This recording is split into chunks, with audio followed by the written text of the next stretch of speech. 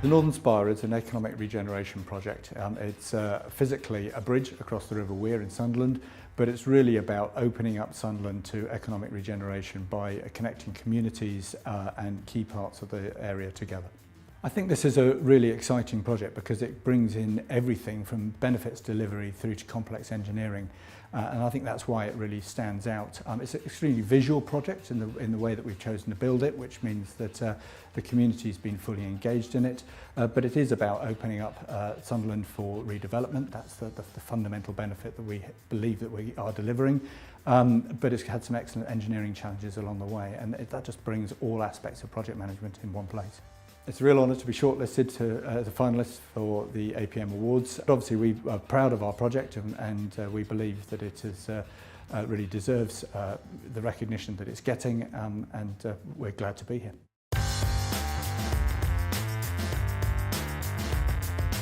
Master Gas Expansion Project, which is one of the most important for our Vision 2030, where we will be able to replace burning crude oil with gas which is more cleaner and cheaper. From day one it was very tough for us to meet the deadline.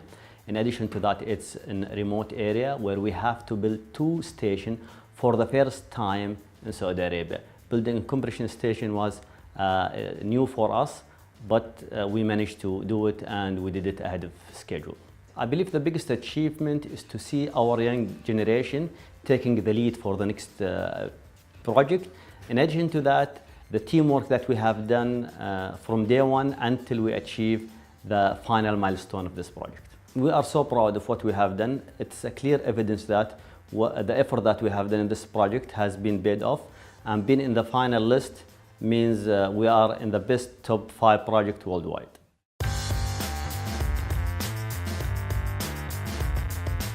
The project concerned is the Queen Elizabeth class carrier. It's the biggest warship the Royal Navy has ever had made, and we delivered it using novel alliancing arrangements with British industry. Overcoming the inherent challenges of being big and complex needed all of the skills of that whole alliance to come together. We worked very hard to create the right conditions for excellent teamwork on this project. We made it work together by having some really good project management systems that we all trusted and believed in.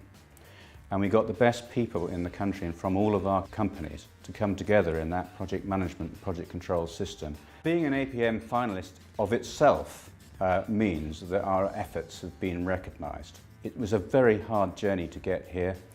A lot of people worked extremely hard. We overcame a lot of adversity. To have that recognised and see the product we have made coming together is a really, really fine thing for many thousands of people.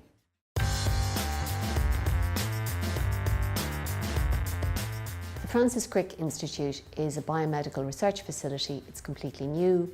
It's located in the heart of London. It houses 1,500 scientists and support staff with a mission to eradicate modern disease.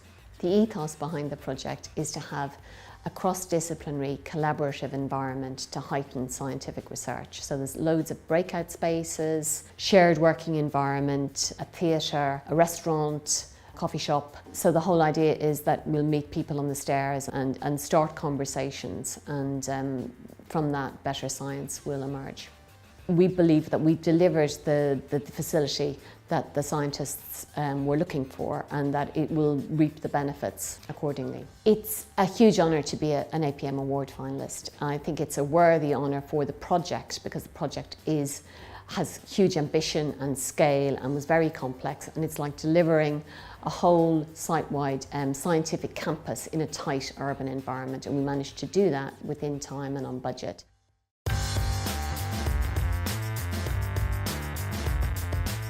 Our project is the restoration of the Temperate house at the Royal Botanic Gardens, Kew.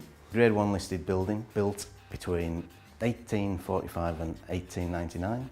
It's in severe state of disrepair. Now it's reopened to the public in May this year. The main challenge that we faced was the sheer quantity of structural repairs that weren't evident before we started the project, and that combined with things such as archaeological discoveries in the ground and under slabs all led to some very interesting discussions and design problems. Being a finalist means to me that we've achieved something spectacularly good. We've safeguarded basically a national treasure for future generations and allowed Kew to reinstall their world important collection of rare and endangered plants. I think that the whole team are thrilled, to be honest.